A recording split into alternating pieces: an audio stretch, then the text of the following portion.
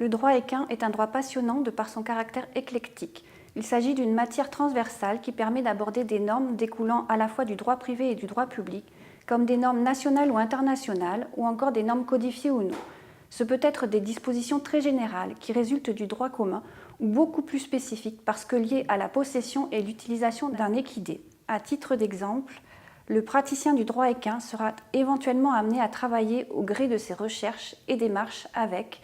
le code civil, le code rural, le code du sport ou encore le code des courses au galop, mais aussi le code général des impôts, le code de commerce en passant par le code de la consommation et d'autres codes encore, mais aussi avec des règlements édictés par la Fédération française d'équitation ou la Fédération équestre internationale, comme ceux fixant les règles des compétitions selon les disciplines et qui s'imposent à tous, ou encore avec des directives européennes telles que celles sur les équipements de protection, sur les méthodes d'identification des équidés ou sur les obligations d'enregistrement de ceux-ci, la déclaration des saillies,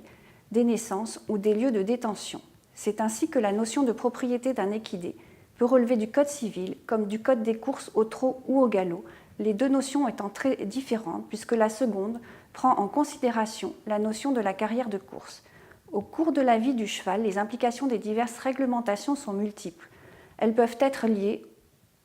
au droit des contrats en cas de vente avec des différentes actions en garantie. Garantie des vices cachés régis par le Code civil, garantie du défaut de conformité régi par le Code de la consommation ou par le Code civil, garantie des vices rédhibitoires régis par le Code rural, en cas de remise de l'équidé à un tiers avec la diversité des contrats mis en œuvre. Deux exemples, les contrats d'exploitation, que ce soit des chevaux de sport ou des chevaux de course.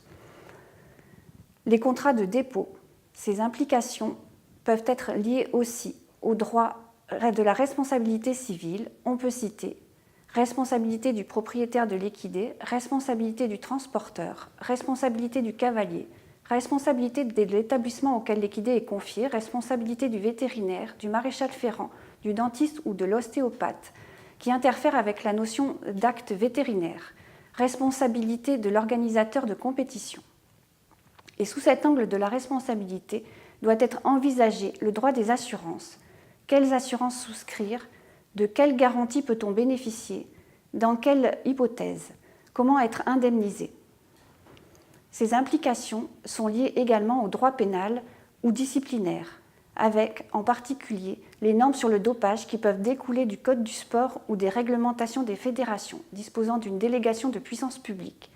Les professionnels de la filière équine sont eux-mêmes assujettis à de très nombreuses et diverses réglementations, que ce soit pour leur statut de leur mode d'exercice, auto-entrepreneurs, salariés, sociétés civiles, commerciales ou encore rurales, statut qui peut relever du droit civil, du droit commercial ou du droit rural, ou pour leurs conditions d'installation avec des obligations comme celles relatives à l'enseignement contre rémunération, la déclaration d'éducateurs sportifs qui relève notamment du Code du sport, ou celles s'imposant aux établissements recevant du public en matière de sécurité et d'incendie ou d'accessibilité pour les personnes handicapées, ainsi qu'aux établissements recevant du public pour l'utilisation des équidés, qui visent les conditions d'aménagement des infrastructures ou encore pour la gestion sociale des entreprises avec des conventions collectives diverses. Il y a celles des centres équestres ou celles relatives au personnel des établissements d'entraînement des chevaux de course au trot, ainsi que celles des établissements d'entraînement des chevaux de course au galop. Ce bref exposé ne peut être exhaustif, tant les domaines en lien avec le droit équin sont vastes, mais il est intéressant de conclure par un thème qui tient tout particulièrement à cœur à notre société actuelle, le bien-être de l'animal, et en l'occurrence, le bien-être de l'équidé, qui illustre parfaitement la diversité des normes applicables, puisque ce thème peut être abordé sous l'angle de la législation contenue dans le Code rural qui définit les obligations du propriétaire de l'animal, le Code pénal qui réprime les sévices, le Code du sport qui pose les règles sur la lutte contre le dopage. Je vous remercie de votre attention.